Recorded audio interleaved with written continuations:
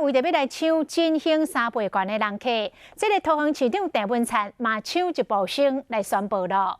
7月中到桃园的4大夜市去消费，200块的三倍券会当换400块的夜市券。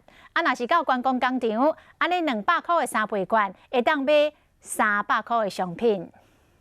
用大鼎炒哦，香公公，西夜市一打一打加落去，安怎加介好？桃园市长甲你讲。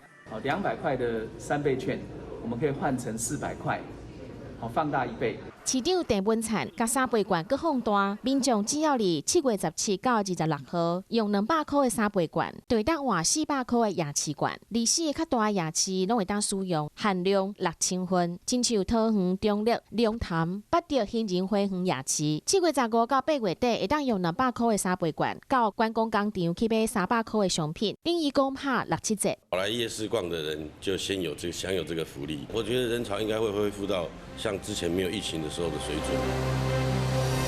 景山落海看详细，顶真的冒险王。桃园市政府对7月15开始，离北环有探险节，周围有音乐派对。9月份国际比干节，每一个月拢有活动，一路一直到年底，要让游客去桃园耍一够开。